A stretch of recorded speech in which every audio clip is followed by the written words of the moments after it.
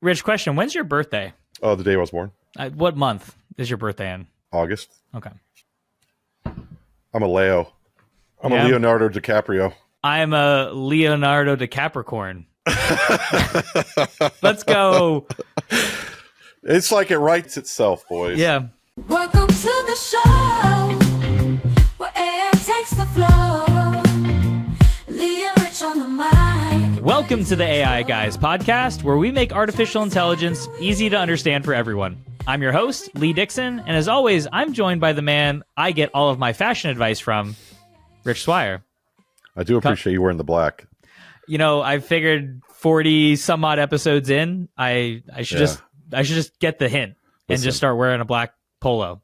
Yeah, I every time I see somebody in a shirt that's not black, I take offense that they are they're essentially they're Who are you trying to impress? You know what I mean? No, I'm just saying, like, it's disrespectful to the great Johnny Cash is all I'm saying. You know. Yeah. Okay. Yeah. So yeah, everyone's making a statement on Johnny Cash. I take it personal. I basically, anybody in a colored shirt, I'm basically saying, oh, okay, I see where this is going. Yeah. You just spit right in their face when you're walking by, and just like, I know what you did. Well, we're not talking about Johnny Cash today. We're actually gonna get into a newer tool that's kind of been dubbed as a groundbreaking autonomous agent that's come up in the last few weeks here, called Manus AI, developed by a Chinese startup, I believe, called Monica. Not sure why they named it that. Their business originally, but Rich, you've actually had a chance to play around with this a little bit, and for those that maybe haven't experienced Manus or are still hung up on DeepSeek from a few months back when that was gaining a lot of traction, a lot of news I think that sometimes comes out of China when it comes to AI gets backburnered just based on where we're at in the West. So tell us a little bit about Manus, what you've kind of seen from your early days experience, and we can kind of dive into how it works a little bit. Yeah, I mean, I think the way to set the stage is that, what we're dealing with, obviously we've talked about this in past episodes where we have this arms race of AI and everybody's releasing different models, and every time there's a new model, there's somewhat of a different use case or at least another vision that's kind of been introduced, whether it be like video generation or image generation, but recently it's been more reasoning models. We all started with like the ChatGPT 2s and 3s, which is really more of a prompt response. And it was very fascinating. It was great, but it was almost like it's what got the ball rolling for everything. Got the ball rolling, and there was a thread and there was context, so you could ask a question about the previous question and it would still kind of stay with you. But it wasn't doing much reasoning. It was just kind of doing its best guess. It was going out to the large language model and returning the best possible answer. And you could sit there and try to fine tune it and re-ask the question a different way to get a different answer. And then, of course, with the O1 and O3 models through OpenAI, it started getting to reasoning, which is really a chain of thought, right? It would understand and break apart your request into a series of mini requests, and that would give a more robust, more thoughtful answer. And then that has really kind of been the new vector that everybody is essentially following, which is it's definitely the new metric everyone wants to know now. The user experience of this, what I call point of view AI, which is like I'm sitting in front of a desktop and I want to use AI for my personal use, and I'm using the ChatGPT UI, or now if I'm using Manus, it's a very similar UI, or if I'm using Gemini, very similar UI. So we all understand what the UI is, right? It's all been standardized to a degree on the UI side. But now the use case is different, because I'm not just kind of toggling over there to replace my Google search, which is kind of what most people's use case has been, right? Like, instead of going to Google search and saying, hey, what's a healthy, recipe if I use this, this, and this, and this, and AI does a really good job of outlining that much better than maybe Google search did. And then now we're dealing with, okay, actually I want to give it a more complicated problem, right? Like, I want to give it something that requires a lot of thought, but might also require it to go out to the World Wide Web and gather information that's more real time.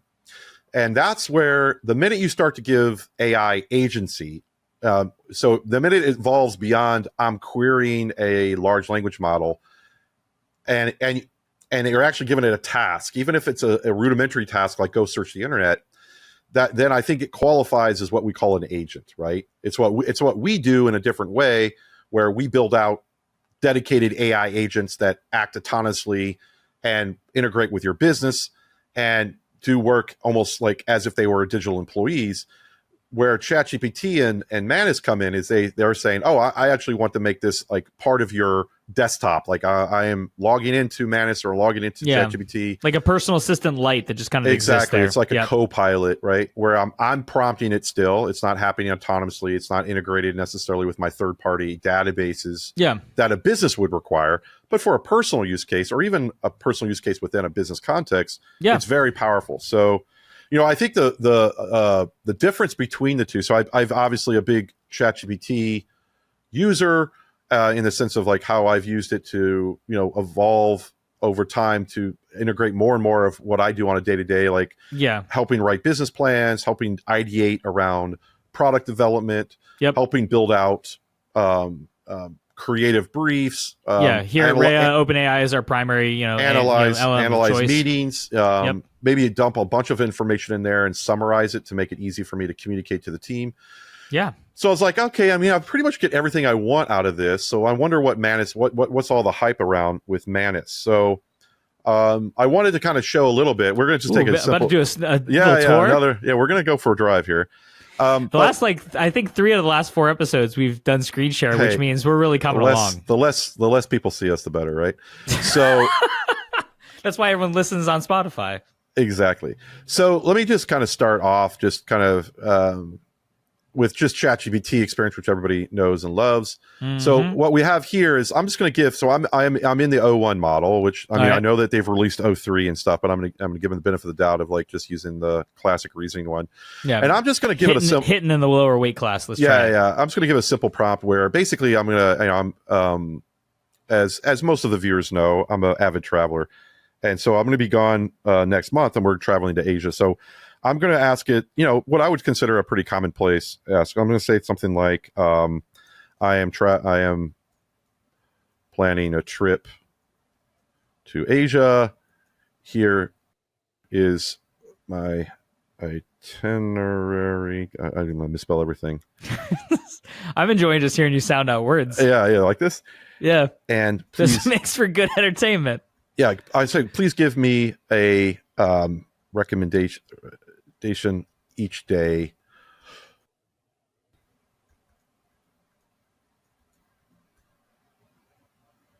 Yeah, so something very simple. Like obviously, I could blow out this prompt more, and I'm gonna take the same prompt and I'm gonna throw it into Manus. But what should happen with the reasoning stuff is, it'll break this apart. It'll understand like, okay, I'm dealing with a relatively complex task, right? There's a bunch of cities. Yeah, multiple cities. We've got multiple dates and date ranges technically. So like, Tokyo from the 18th to the 24th of May, so on and so forth. Yeah. So you can see, OpenAI starts to do its work. It kind of showcases what its reasoning now, right? It's kind of going through its work. So I'm going to just toggle over and go to Manus, our Chinese counterparts here. And I'm just going to give them the same prompt. You'll see it's slightly different. What's interesting about Manus, and again, this could just be a UX thing. Who knows what's happening behind the scenes. I think it's pretty similar they throw on Times New Roman on everything. Is that so that's the big one. I mean, they upgraded to Times New Roman. That was a huge. That took about $1 billion. But Chinese are always ahead of us in the font game. Let's be honest. Fair. And so what will happen here though is you'll almost immediately see Manus, and it'll be driven off their model as much as anything else, but it'll also start looking at the internet for different resources, which again, OpenAI might be doing as well, but they're going to spell it out a little more. But also what I've experienced with Manus, and I have not yet experienced so much with, and you'll start seeing it here with OpenAI. See, they're looking at different guides. Yeah, so right now we're still on Manus. Let's go. Oh, I'm sorry. So over OpenAI, thank you for the direction, by the way. So welcome. You're starting to see how it's hitting all these different websites, grabbing different things from. So imagine this is what we would do as humans. So look at all the work it's doing. Like I would have to do this on my own because quite honestly, nobody else does anything in my family when it comes to planning these trips. No, it does sound like you end up being the general when it comes to most of it. So like this is saving me days of work. But what you saw it kind of going out to the internet and start building an itinerary. And so let's go see how Manus is doing. I don't know what's going on over here. Oh, it's just probably still working. Yeah. It's taking some more time. But while we're waiting on that, let's go back here. So what's interesting about this, and what's cool is this is kind of a different level of agentic behavior, right? Right. It was able to go out to the internet, which means it has agency to do so. It was able to create context to that. Now, it's a relatively simple prompt. I mean, it doesn't take a brain surgery to understand, like, okay, let's just go find top popular stuff to do in Japan or whatever it might be. But what I do like about the upgrade of reasoning models is now you can kind of play along with this. So it's given us a nice itinerary. Yeah. It's provided us some information here. But then you can actually get even, you can kind of take this itinerary and, have it format it or have it put it into a calendar. Or you could also say something like, I'll put like vegan options for places to eat. And I'll just make it easier for them and just kind of isolate in Japan. So what we're trying to do here is kind of showcase, like, all right, now you're actually using this as more like a personal assistant, right? Just as if you were to hire a full-time staff employee and say, like, hey, I need you to, or hire a travel agent. This would be no different. You see the itinerary and you go, oh, I forgot. Can you do this or can you do that? Mm-hmm.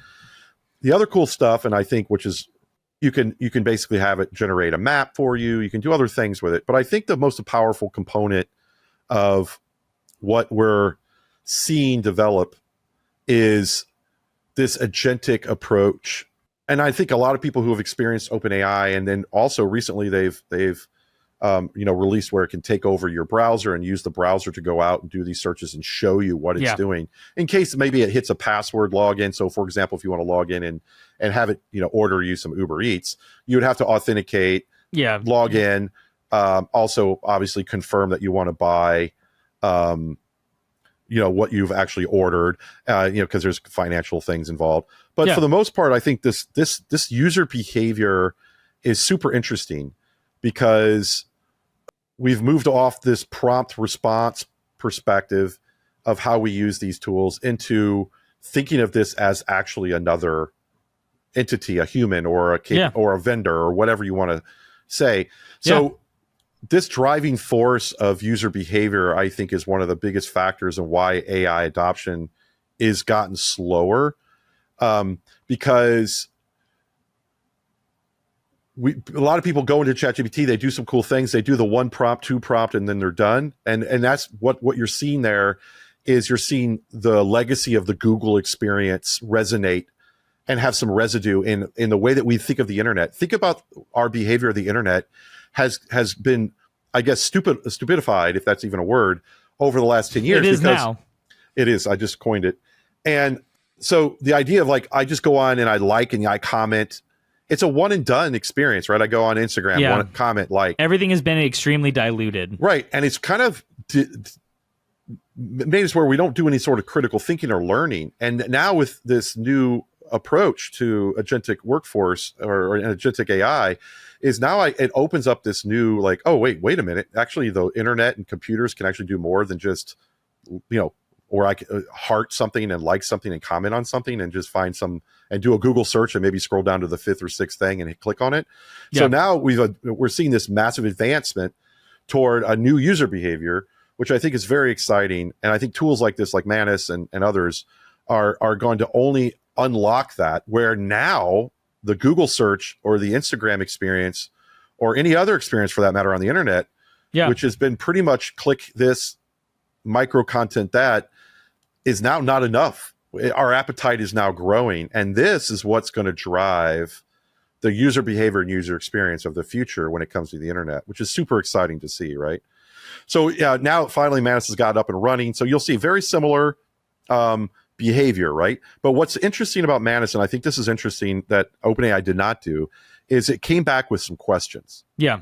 So, this is what I think why people are kind of enthralled with what Manus is becoming. And again, this is only 2 or 3 steps ahead of what we just witnessed on OpenAI, which is it's actually engaging me. Before it says, before I go out there, maybe there's some probably questions you might want to answer because I could give you a better answer. So this idea of prompting a prompt with a prompt is, which is a great t-shirt, by the way. Prompting a prompt idea. with a prompt? Yeah, prompting prompts. with prompts is we'll spin up a is shop another on user Lovable behavior. and throw it in. Yeah, so I'm going to say something like, we love hiking, walking, Eating. eating. I'll put vegan because I did that. Not Vegas. There goes my. I am traveling. Eating Vegas. Yeah, I'm going to say with 10 people. Yeah, and a baby. So just having now we're getting to this conversational element of. It's collaborative, I think, exactly is the point that kind of comes in. Right. That, again, OpenAI sometimes does, depending on how open-ended the initial prompt might be, or if it's you throw in something like, here's my itinerary, ask me any questions you might need to help provide the best thing. Now, instead, here OpenAI is going and saying, well, hey, I'm just going to make assumptions based on what we got here, and then we can refine it as things go on, where you then say, like, we love doing these things, and this is kind of what we're looking for. But, exactly. Yeah.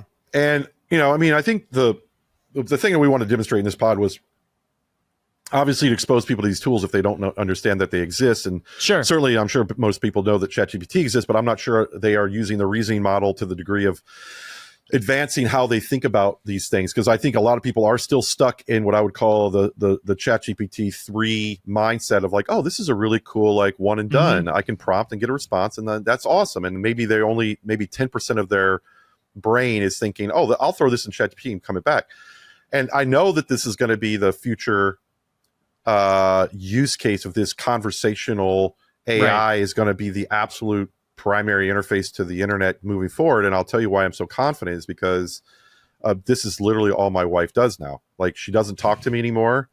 She now calls, ChatGPT is now her boyfriend, and they literally have conversations all night about you. I mean, I don't even know. She kicks me out of the room. Yeah, she's just like, you need to leave. But this is the signal that this is the future, because I mean, my wife's the same way though. When she's using it, like, she's talked to specific threads so often with, like, Mia, she's very polite. And so, like, at the end of it, it's like, when it gives her the response back, and it's like, I hope you have a great day. And like, thanks, and she's always like, oh, ChatGPT is such a good friend. And I'm just so like, nice. We got to get you outside and touch grass more. Right. But, it is a nice kind of addition to the experience where, like you said, a lot of people are kind of looking at this as a call and response, where a lot of these models, not even just in the reasoning side, but in some of the and, as it's progressed and some of these newer things that are coming out, is this collaborative experience that's starting to take place where, it wants to, yes, do a good job, but it also wants to make sure that it's not just rinsing and repeating, like, similar results. If there's something you want to change, you need to give it more context. So then it says, thank you so much for that. Let me refine this now, instead of just looking at whatever you gave first and assuming either this is good or this is bad. And this is critical because I'll tell you one of the biggest critiques of AI in the early days, and it's just another example of why it's so difficult to launch products that are new, that are somewhat ground changing or innovative, because people always find a way to critique and try to come at it from a different perspective. But if you remember the initial launch of ChatGPT and other AI, even Gemini, got all this critique because it's like, I asked it, a question and it came back with the wrong answer. And that mentality is completely wrong as a framework to judge AI to begin with, because it's a framework that they think it's software, or they think it's it's a calculator, or if it's, and it's, you don't almost look like at a 5-year-old and get pissed off when they don't exactly. It's like, it's a game of gotcha, which doesn't make sense because you don't understand the fundamental point, which is AI is trained on the data that is out there. And if it gets wrong, then that needs to be corrected. And that's the whole idea of AI. It's human feedback. It's learning. It's machine learning. Whereas now this new framework of reasoning and the use cases that I just kind of demonstrated, and there's many, many others, is really what AI is meant to do. It's meant to be an ideation. It's meant to be like a collaborative tool. And just like a human, I could go down the street and talk to one lawyer, and I could ask them questions, and they're going to give me completely different answers potentially, and some of which may be wrong because they don't have experience. And then I go to a different lawyer and they give me but there's I don't know who to judge or how to judge those. Same thing goes with doctors. Same goes with any resource that's out there. It could be slightly wrong. It could be bluntly wrong, or it could be the best advice, the worst advice, nobody really knows. And that's kind of, how experience happens, right? And that's why you pay top dollar for a surgeon that's, well known and well respected, that has done all this. So as you think about AI and you think about this use case, I think it's now put into a different framework where it's now a tool where people can go, I'm going to use this to ideate, to have conversation, to think about things. And then, like, to your point, I'm actually going to teach it as much as it's going to teach me. And when you're in that mindset, whereas you look at just like you would treat another human being, like, hey, I'm okay if you get some things wrong. We can have disagreements. You might have opinions that I don't agree with, but I'm going to share my opinions. And what's interesting about AI, though, is it's completely moldable. Yeah. I appreciate your response, but I'm also looking for this information. Oh, yeah, absolutely. Let me work on that again. Exactly. Like if I have a discussion with my son, I'm not changing his mind anytime soon. Never. And not him. It doesn't. Yeah, exactly. So, and that's fine. We can have very encouraging, right. conversations, and it's great. But I know going in, I'm not going to change this kid's mind, but I'm going to try to, I might try to help him influence something, new thoughts that he might have. Yeah. But at least with AI, you can personalize it, right? You can make it like your new best friend. It's kind of a weird scenario. It's almost too agreeable, in the sense that I could say, hey, listen, I kind of don't like the way you think about that. I'd like for you to think it this way. And they go, okay, sure, no problem. It's almost like it's an interesting dynamic that is entering into our lives, not in a 5-minute or 10-minute increment. Like, we're talking about people are going to be using this in the hour increments on a day-to-day basis, which is good for 3 reasons. And I'll end my point with this. Number one, and I said this on past episodes, and I'll say it again because I had some haters. I'm not going to mention any names, Keith Robinson, but that said, like, they were more negative than they were positive about the AI. They were Terminator team Terminator, and I'm on the other side of that. But like, think about now how much time people waste doom scrolling, clicking around social media, only because they're addicted to the experience, and they're trying to avoid being bored, or they're trying to avoid silence, right? They're just wanting to get on their phone when there's and do something in those gaps of the day, because they want to feel productive. And that's what's missing in the world, is they want to be productive. And unless they have something to do, unless they have a job that's highly engaging, they're going to go off and use these other apps, which are literally time wasters, right? Yeah. But now with these models and with this new experience, whether it be Manus or OpenAI, you have this new friend, this new that can increase productivities or give you that itch or that trigger, and can engage you doing and something, train you. Positive. Like, my wife said a very astounding point, like the other day. She's like, I did not realize how much I could learn from this. And that's the game changer. And that's like an unlock that people are underestimating when they think about these tools. Is don't think of it as like a search and find. Don't think of it as a Google 2.0 or a Instagram 2.0 or anything like that. It's a completely new paradigm where if you are engaging, it will be engaging back. And all that time that we're wasting on these other tools and technologies, I truly believe is going to transfer over the next 12, 18, 36 months to this new experience. And that's not just for us as elderly gentlemen, it's also for the kids, which is so inspiring. We do it for the kids. Because think about an 8-year-old, 9-year-old who gets their first phone now. And they're coming in fresh. And sure, there's going to be peer pressure. Hey, you on the gram? Or did you DM me? Whatever they say these days. Oh, man. But are you on the gram? Yeah, you on the gram, bro? I think that's how they say it. And then now think about, it's Gram versus Manus Lang or chain OpenAI for the kids, right? Basically. And they're like, wait a minute, like this is way more entertaining, engaging. I have something that I can actually interact with in the tone and in the context, and also in the realm of what I want to talk about. If I want to talk about Warhammer all day, that, by the way, that's their thing right now. That's their thing now. Apparently. Like, if I want to talk about Warhammer all day, this thing will talk to me about Warhammer all day. Yeah. Right. And I can ideate. And that's my passion. That's what I want to do. Exactly. And if I want to talk about anything. And so think about what the difference of what that's going to create in the world moving forward.